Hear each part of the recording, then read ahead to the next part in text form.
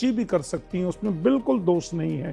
परंतु अब जैसे कई बार हम अपने पितृ लोगों के आत्मकल्याण के लिए कथा करा रहे हैं, हम अपने पितरों की प्रसन्नता के लिए कथा करा रहे हैं, तो उसमें यथासंभव चेष्टा करनी चाहिए कि पुरुष हों, विद्वान हों और अच्छे चरित्रवान हों, वो कथा करें।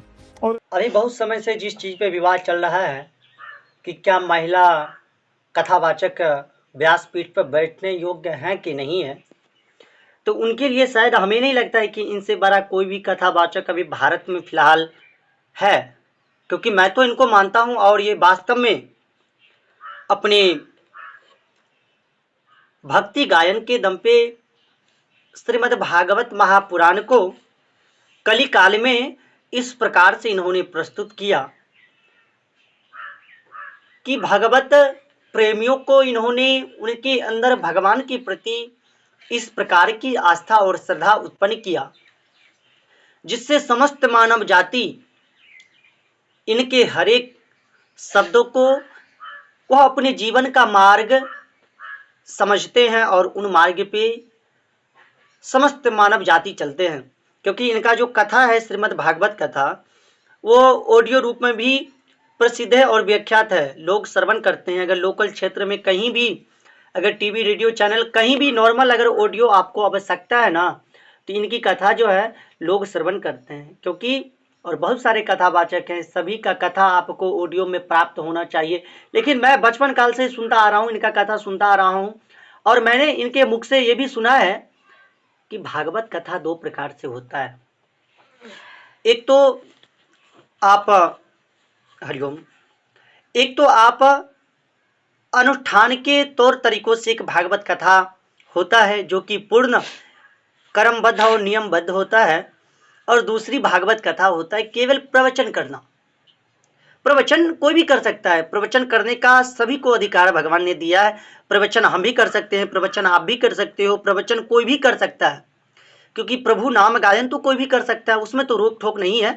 लेकिन हाँ, जब कभी भी आप अपने पितर को मोक्ष प्राप्त करवाने के लिए, या पितृ बाधा आपके पास है, आपके घर में पितृ क्लेश है, या आपके पितृ का सही से कर्म नहीं हो पाया, अगर आप उनका मुक्ति करवाना चाहते हैं तो भागवत कथा किसी विद्वान के द्वारा होना चाहिए, जो चरित्रवान हो, गुणवान हो और वास्तव में जो भागवत जी को समझते हो, उनसे ही अपना कथा करवाना चाहिए।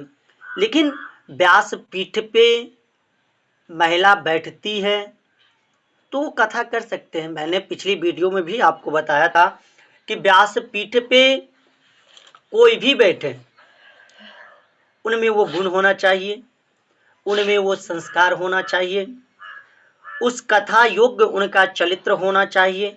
वो लोग व्यास पीठ पे बैठ सकते हैं, उसमें किसी भी प्रकार का कहीं से भी, उसमें किसी भी प्रकार से कहीं से भी पाप नहीं है। क्योंकि व्यास पीठ पे बैठना वो बड़ी बात नहीं है, व्यास पीठ पे आप बैठते हो किस लिए, ये बड़ी चीज है। आइए हम लोग और आगे महाराज जी का सुनते हैं कि महाराज जी और आगे क्या कहते हैं। और अच्छे चरित्रवान हो वो कथा करें, और ऐसे प्रवचन हम गीता का करें, भागवत का करें। कई हमारी बहनें, कई बेटियां जो कथा करती हैं, वो साप्ताहिक क्रम की विधि से नहीं, सप्ताह कथा तो वो है, पर वो अनुष्ठानिक विधि से न करके उसको प्रवचन के रूप में करते हैं, और ऐसा करने का सबका अधिकार है। तब अभी आपने महाराज जी के मुखारबिंद से भी श्रवण किया कि कथा कर सकता है, उसमें कोई रोक ठोक नहीं है। लेकिन कथा दो प्रकार से होते हैं, एक प्रवचन होता है और एक पूर्ण नियमबद्ध सत्ता विधि से एक प्रकार का कथा होता है। तो वो कथा कराना थोड़ी उचित नहीं है, और बाकी भगवत नाम का चर्चा करना, भगवत प्रचार करना, ये तो सौभाग्य की बात है कि प्रभु ने आपको उस योग्य समझा। और कथा करना कोई हम अपने मन से कोई भी कथा नहीं करते हैं, वो ऊपर वाले की इच्छा होता है, वो उस प्रकार का ऊर्जा, उस प्रकार का शक्ति आपको देते हैं, तभी आप व्यासपीठ पे बैठ सकते हैं। अन्यथा किसी में इतना सामर्थ्य नहीं है कि कोई व्यासपीठ पे जाके बैठ के और वो कथा कर पाए। आपने हमारे महाराज जी के मुखारबिंद से भी अभी सुना कि कथा कर सकते हैं। धन्यवाद।